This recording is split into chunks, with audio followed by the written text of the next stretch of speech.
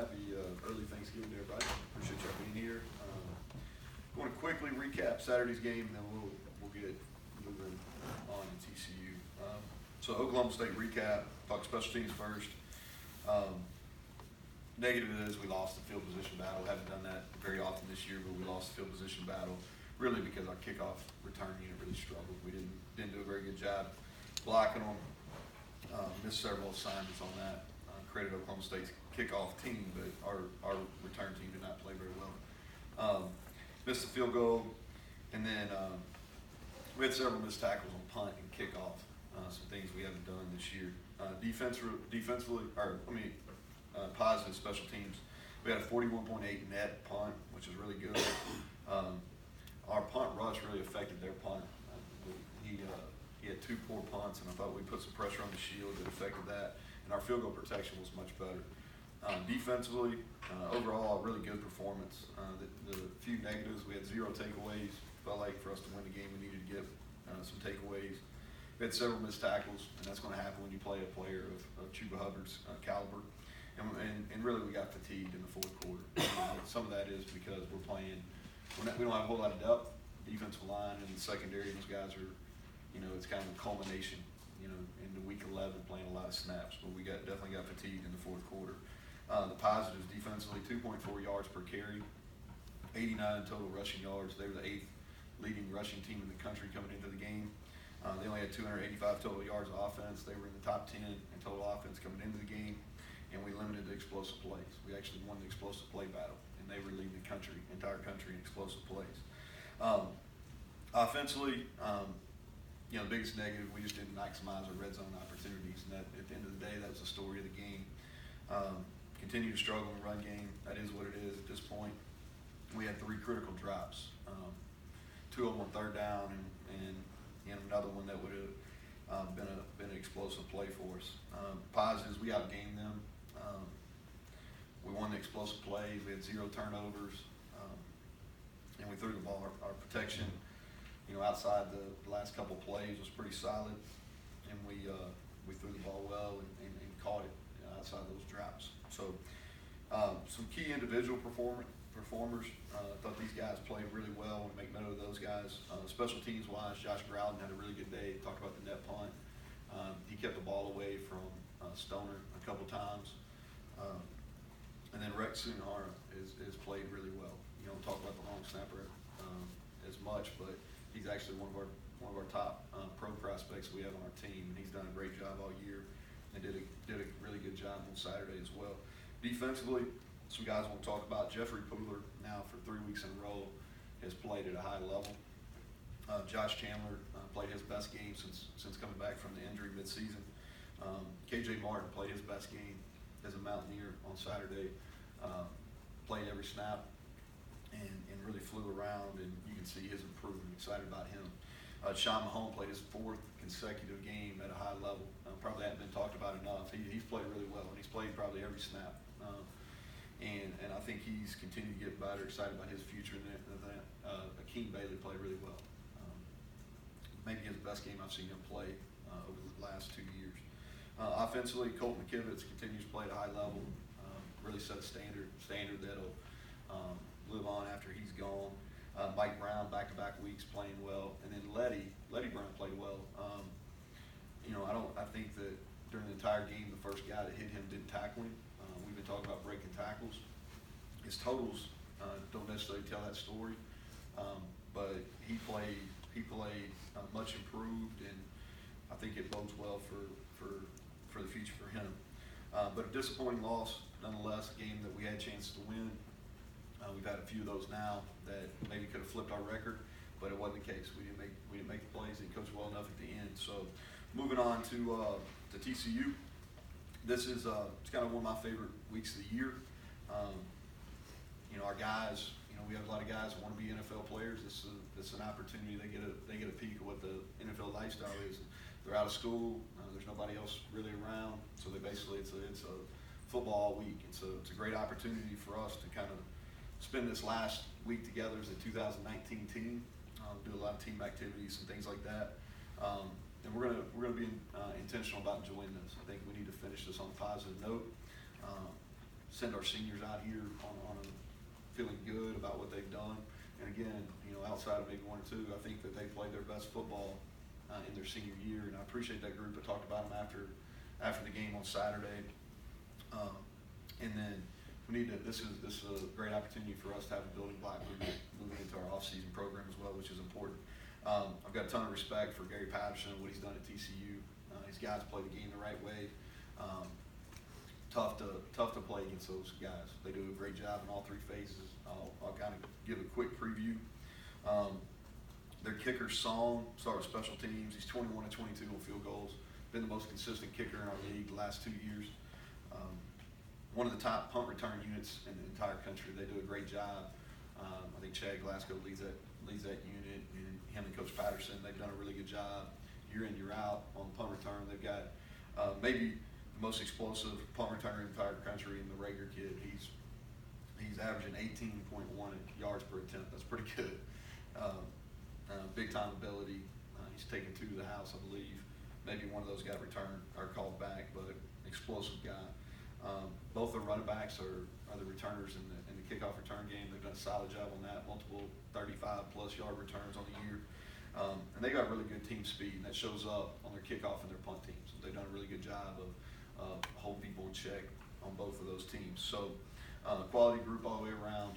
And defensively, they've got a tradition of playing defense at a high level. If you look at all the defense statistics in the Big 12, they're in the top 2 in most of those. 2 of the top D tackles in the Big 12. They got the 94 and 90. They're unique similar to us in the way they move their defensive line. But they get pressure from their D tackles similar to us. And those guys are 2 of the top in the league. They're difficult to block both in the run and the pass game. Linebacker, Wallow, he's their leading tackle. He's 2nd in the Big 12. He's always around the ball. You can tell he's a really intelligent player. And then they got experience in the secondary. 4 out of their 5 starters are seniors. The Gladney kid's been playing for a long time. He's got great cover skills. The free safety, who's not a senior, I think he's a sophomore. Mooring is all over the field. I'm really impressed with him. I think he's super talented. Offensively, they ran the ball extremely well this season. Talked about the running backs on the kickoff returns, their quality. They've kind of got a thunder and lightning combo. It's a good mix. It's worked well for them. I think they've had one of the top offensive lines in our conference. Start 4 seniors up front, and they played a lot of football there. A couple NFL prospects for sure. And their tight ends, they're starting to get their tight ends more involved as they go through the season. They've got 2 big, long targets. And then talk about Rager. I think he's got elite speed, elite ability. We're going to have to know where he's at. They do a good job of moving him around. So with that being said, great challenge for us this week. Going there, playing on Friday. And look forward to finishing the year on a strong note. So with that, I'll take questions. You've played so many young players anyways, but there are a few that haven't. Do you make a concerted effort in this last game to try to get some snaps for them, or do you just play this like normal? Yeah, we're just going to play it like normal. We're going to play the people that they're most deserving to play. We've played most of them anyway, outside of the offensive linemen. And I just think sometimes it's more harmful than helpful to play guys really early in their career at that position. You mentioned emphasizing the joining this weekend. Anything different that you do, like away from football a little bit, that try to get with the guys and emphasize that? Yeah, so we'll do a Thanksgiving meal on Wednesday. We got some more meals during the day and stuff. We try to do some competition type things with the guys. It's a short week, and we're kind of toward the end of a long season here, and so we'll have to be really intelligent with our practice plan. It can't be as physical as you'd like to be in a normal game week, especially today, because today needs to be like a Tuesday in your prep work. And we usually have some contact on Tuesday. We won't do that today. Tomorrow will be probably our only contact day of the week, and so we're just on both lines, and in the secondary we're really we're thin. We need to make sure we get to the game on Friday as healthy as possible. Neal, along those lines, that's something you probably dealt with for a while. How much of a, I don't know what the word is, speed bump, I guess, just having practice numbers and having to shift things and manage for, I'm guessing, many weeks in a row. Yeah, I think it's a challenge. I think the way that the college football is now, where we have transient roster, I'm not sure we're probably not the only school that's dealing with it. We've had some injuries at certain spots that's made us extremely thin. So what we've attempted to do is make really good use of some pre-practice walkthroughs, and then we try to get good full speed work, good on good, because where it's really affected us is our scout teams. Our scout teams they're giving great effort. We just don't have the team speed or the size on our scout teams that you really need to get prepared to play. So we've had to do a little bit more good on good work. And during practice, what we try to do is not be out there as long, but really be efficient when we're out there, and then make more use of walkthrough times. Does it make things harder? Like, I mean, obviously it does, but if you're trying to get technical on things, let's just say run blocking, it's hard to accomplish that. It is, because we get a false sense in practice when we're going against our scout team. And then it works well when there's a lot of carryover, Mike. So like, let's say we're playing a team that's very similar to us offensively, then the good on good is quality work for both sides. When a team is significantly different, then you're taking away from one side's work. Does that make sense? Yeah. But I think it's a challenge. I don't know if it's unique to us, but it's definitely been different. We've had to practice differently this season, especially probably the last 6 or 7 weeks of the year than maybe we're accustomed to. Motivation, obviously TCU has something concrete to play for. Yeah. What's key to having that? Yeah, I think that we're trying to get better. If you look at it,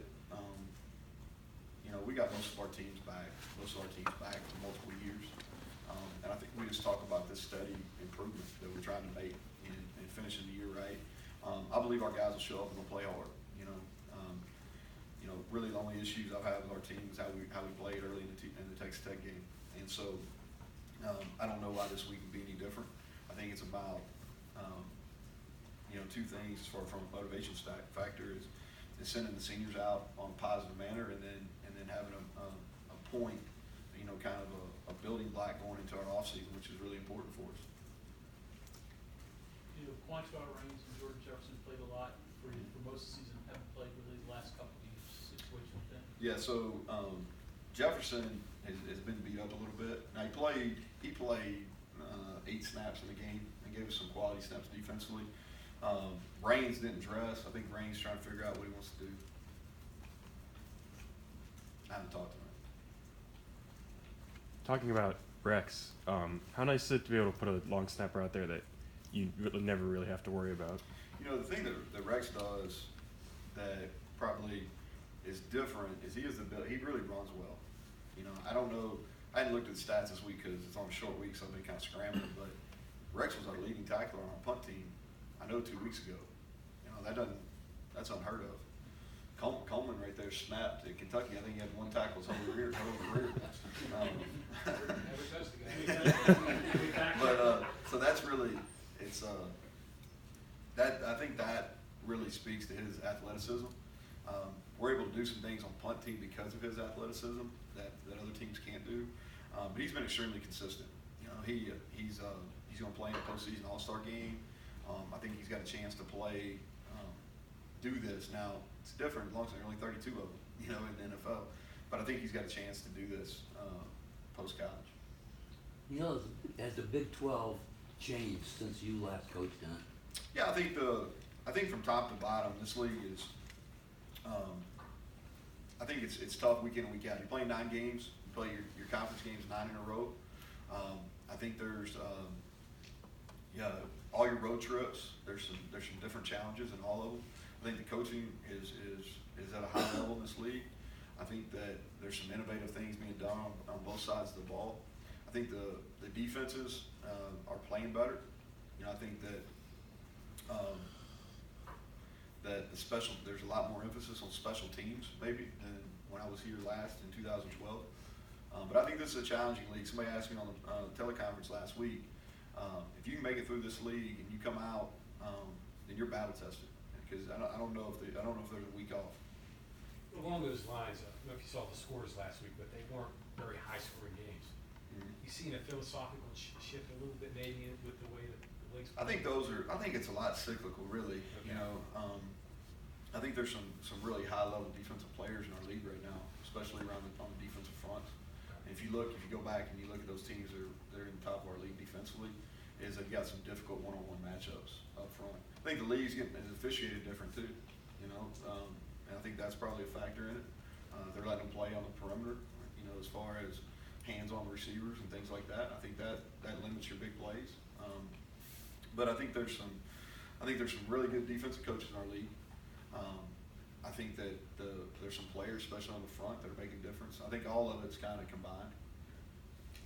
On that subject, are you able to disclose what, or if you had a conversation with Greg Burks about? Yeah, no, I'm waiting on a call back. So I was hoping to do that before this, so I could kind of tell you what I got, but I have not. Yeah, you've seen a lot of sneaks, right? I mean, you see the two the other day. Oklahoma has one that's everyone's debating. Outside of a camera dangling above that line of scrimmage, is there any way for that to be You have one of those. adjudicated? Yeah. You have one of those a lot. Mm-hmm. So to me, it's a glass plane. All right, it's a glass plane. So the ball breaks the plane, it's a touchdown. I don't necessarily have I thought the crew the other day. I don't have an issue with the crew. I just don't know what replay's role is. You know, that's the question for me is where does replay fall into it? You know, because I thought both those plays, replay clearly showed the touchdown, the Sam that I thought was a touchdown, and I thought on the first quarterback sneak, the ball clearly, you know, Jared's picked up out of the pile with the ball across the goal line. That's the way I saw it. Now I haven't gotten any explanation from the league on where that's at. I'm sure they have a good one, you know. But I don't have an issue with the crew. I think the game's really hard to officiate. I thought Cooper Castleberry was the ref, and I think he does a good job managing the game, does a great job communicating. But I don't know where replay, how that factors in. Yeah, the game this weekend, obviously, but moving forward here, what are you looking at with recruiting? I mean, how big is the next couple weeks gonna be, and do you think you're gonna save some scholarship possibly for some transfers? Yeah, so the next couple weeks leading into December 18th is going to be huge. We'll be on the road full time starting on Sunday when the contact begins. We've got a couple recent commitments that are important. I think we'll have a couple more here in the next week, 10 days is the hope, and then we need to finish strong. You know, I like the guys we have committed. They continue to play well, and as either junior college second-year players or high school seniors. So, and we follow them each and every week, and so proud of the progress they're making. But we definitely have some positions in need, you know, without a doubt. We got to make some improvements. We got to make some strides and add some bodies on the offensive line. We need to. We're thin in the secondary, so we got to continue to add bodies there. But yeah, we have every intention of finishing strong. As far as holding scholarships, we always do that to a certain extent. How many, not sure yet, but we'll definitely hold at least one or two. How much value do you get in practices? I know coaches talk about the practices leading up to the bowl. Yeah. Is there more value maybe in getting your guys out and recruiting with the extra time that you have? Well, where you're at right now? when you go to bowl, you do both. Okay. You do both. And really, you do most of your bowl practices kind of weekend oriented, and then once the recruiting period goes dead, it's kind of when you do your. I think there are actually real positives for bowl practices. You know,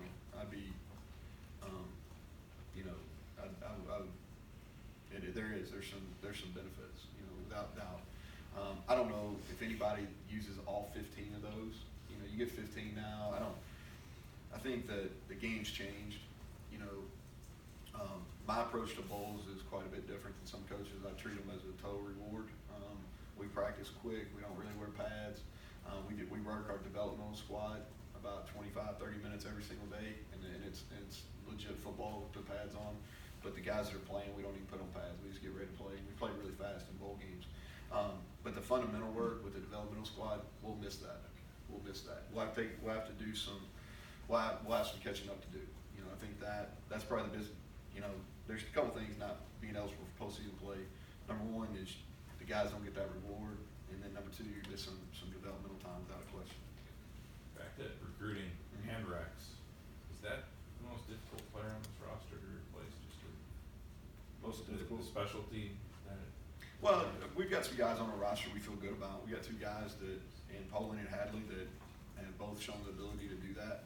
They just haven't done it in a game yet. And so I think that'll be one of the best competitions we have in the spring. But we do definitely have some guys that we feel are more than capable of filling that role. Can they do it as well as Rex? To be determined. You know, they haven't done it. Do you think the NCAA should look into changing the idea that they reward teams that are good and punish teams that are bad, practice-wise, as far as bowls go? I mean, I think good teams get Yeah. 3 more weeks. I think that's, you know, I'm for it. I mean, I think, you know, to the winners go the spoils. You know, I mean, you earn the right to get those extra time. And I think we all know the rules when we started playing. You got to get to 6 to be bowl eligible. We're not going to get to 6 this year. And so I think that's fair. The rule that I think that needs to be looked at, and I think they are looking at it, is I think football, just like all the other sports, should be able to have some developmental time with the coaches during the off season, during the winter and in the summer. Not contact-oriented drills, but fundamentally work on fundamentals. No different than what basketball can do and the other Olympic sports. Was it crazy to think that in an emergency Rex could have even played linebacker? I mean, he's running downfield making tackles in space, Yeah. and he's not the smallest dude in the world. He's big. He's really big. Played basketball at Rhode Island. Yeah. You know, so we really hadn't thought about it. He has done it. He's really done a nice job since January of changing his body. He's gotten significantly faster. But he's been a weapon. Like I said, that's almost unheard of for your long snapper to be one of your leading tacklers on your punt team, and he's done that. We've used him in a different role than most people use their long snappers. I mean, he's been a part of our coverage team. People are trying to block him, like TCU, without question, will try to block him this week and hold him up at the line of scrimmage. And so he's been a weapon for us, and he will be missed. And I think it's the reason I brought him up, because he's played at a high level. You know, that's what you want. You want guys to play at a high level, and he's done that consistently. So, Neal, Gary's defense, you're talking about the cyclical nature. 4-5 was really strange for a while, and like half man, half zone pattern matching was strange for a while. Used to panic when the quarterback hadn't seen it. Is that even a thing anymore? Like, could Jared draw upon his film and experience? I think there's less pattern matching in this league than other leagues, because you get so much of that variation of the 2 and 3 safeties, you know, and teams spot drop out of that. And so I think what TCU's done probably better than anybody is, and I said this on teleconferences, they take away what you're good at. So whatever your best patterns are, you know, they're going to match those. They're going to try to take those away. Same thing in the run game. They're going to move the front, take away whatever the best things that you do in the run game. And they were definitely one of the first defensive staffs that really worked pattern match, worked these match coverages and things like that. And they've continued to do that. And he's always had 1 to 2 really good pass rushers, and they've always been able to cover man to man. And this year's no different. Gladney kid's special. They rotate the other side, but they've done a good job. Okay, thanks, Coach. All right, thank you all. Have a good thing.